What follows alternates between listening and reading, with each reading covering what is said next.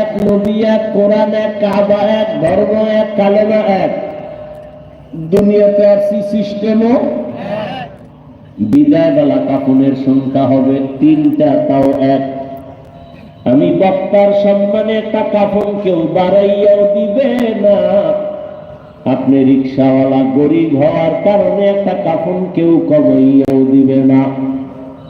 ছাত্রের যেমন 3 কাফন, শিক্ষকেরও 3 কাফন, পীর সাহেবের যেমন 3টা কাফন হবে, মুরিদেরও 3টা কাফন।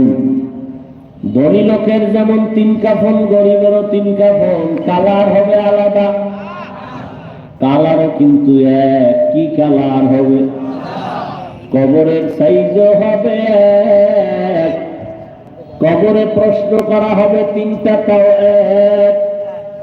রবের পরিচয় দাও, ধর্মের পরিচয় দাও, রাহমাতুল লিল আলামিনের পরিচয় দাও।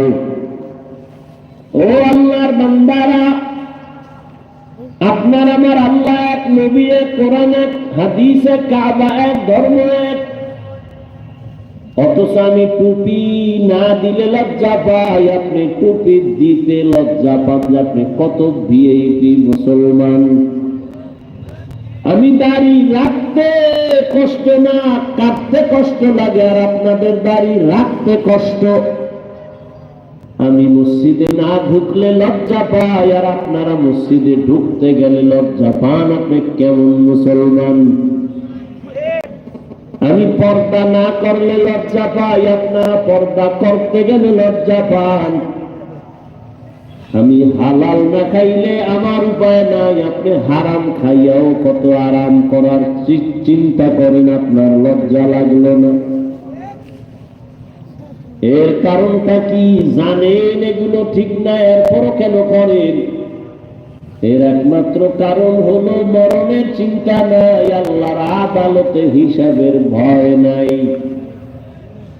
যে কারণে আমি হাফিজুর রহমান কেন, মক্কা মদিনার ইমাম কেন, স্বয়ং নবীজির বয়ান শুনিয়াও কালেমা পড়ে নাই বেঈমান আবু জাহাল। যেই নবীর চেহারাটা এক নজর দেখলে পেটে ক্ষুধা থাকে না, যেই নবীর চেহারা দিয়ে তাকাইলে মোহাব্বতের নজরে জাহান্নাম হারাম। কেমন মায়ার নবী আমার, যেই নবীর ঘাম থেকে মেশকের ঘ্রাণ। আম্মা জান আয়েশা বলেন, নবীর ঘাম আমি বোতলে ভরে রাখতাম, আর বড় বড় অনুষ্ঠানে আমরা আতর হিসেবে ব্যবহার করতাম। কেমন মায়ার নবী, কপাল পোড়ারা চিন্তা না রে বাবা।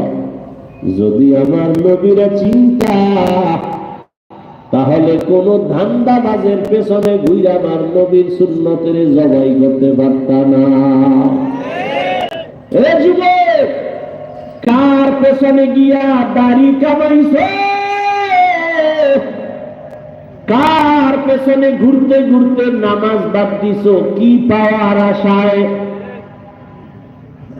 আর কত সারা রাত মোবাইলে কবিরা গুনাহ দেখলে মনের জাল মিটবে, তারপরে তওবা করবা।